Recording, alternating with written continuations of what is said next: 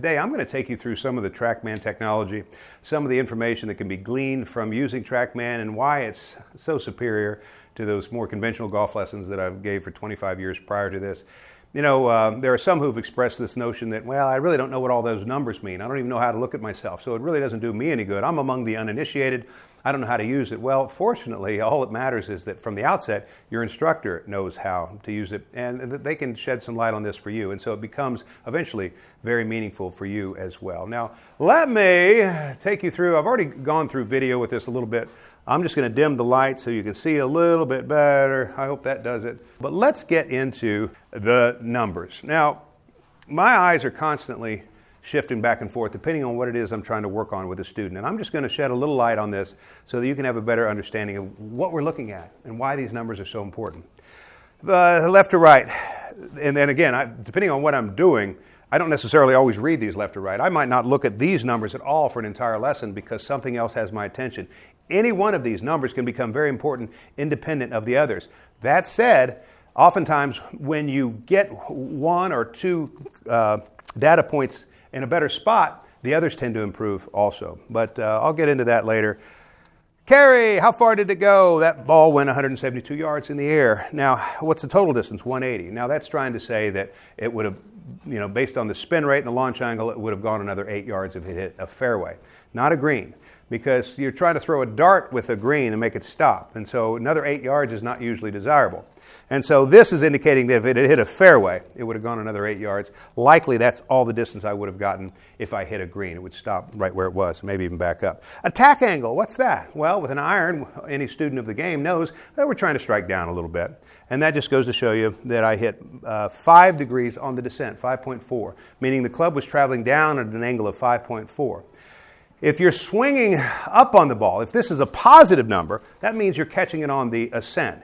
And if you're doing that with an iron, there's a good chance you don't know you're doing it, but these numbers won't lie to you. And that becomes a great starting point because if you're +2 or 3, well, you're already blading a lot of shots and you're hitting a lot of shots fat. And this becomes obvious about a good starting place for learning how to hit the ball on the descent. Now, with a driver, that's different.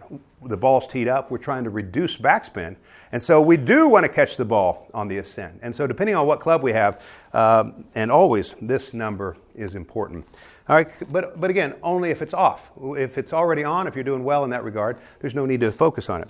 Okay, now, these are the two vital ones, club path and face angle. Well, those are the two things that determine how accurately you hit the golf ball. Now, if you want to hit a straight shot, then I can't fathom a more accurate conception of ball striking than to have 0 degrees of club path. That means it's traveling directly down the line, squarely to the line, and a face that's pointed exactly down that same line.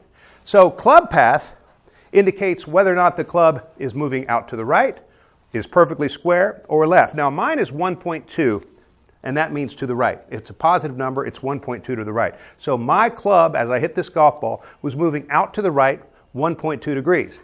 My face angle was 0.6 degrees.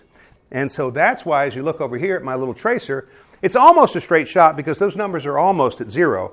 One's at 1.2, the other's at 0.6. So if you just kind of look closely at the little shadow of that thing, it has a slight draw. It looks like a straight shot, but a closer examination will reveal that it fell to the left because this is a value of 0.6 of 1 degree of draw. All right, it's not even a draw, it's more of a curl.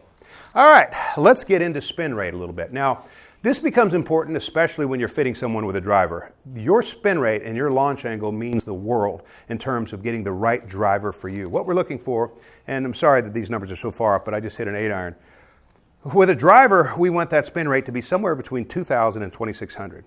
And what that does is that gives you enough spin to get in the air and stay in the air, but not so much spin that it balloons up and then falls out of the sky and drops like a cat. We want it to still have some chase left on it.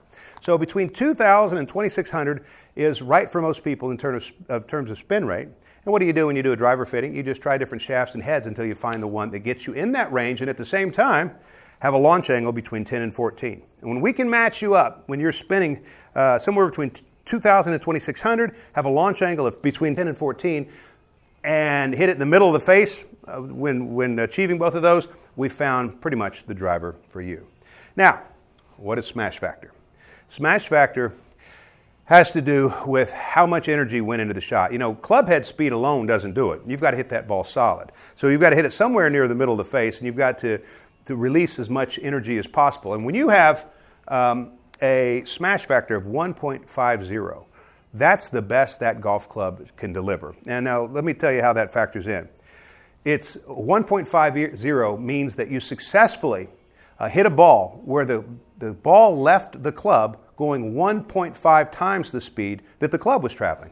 And so in a perfect world, if my club was going 100 miles an hour and I had a smash factor of 1.5, that would be the very best, then my ball would leave at 150. So club head speed times smash factor always equals ball speed. And so club head speed does mean something.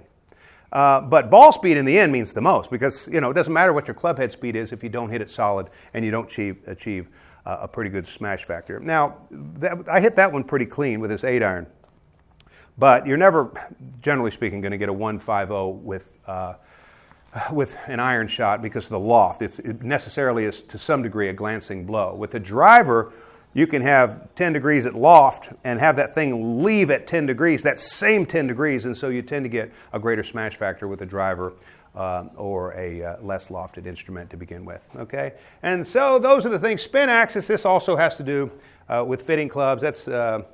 That thing is a minus 1.2, and that's what represents that little draw that I had. If it were a positive number, it would be going to the right. Okay, and so those are the things. It's not important that you put any of that to memory. What's important is that you know that all of that is vitally important to the instructor so that they know exactly where to go with the golf lesson. All right, now if there's anything that you have questions about, or if I can do anything for you, let me know. I'll look forward to seeing you next week.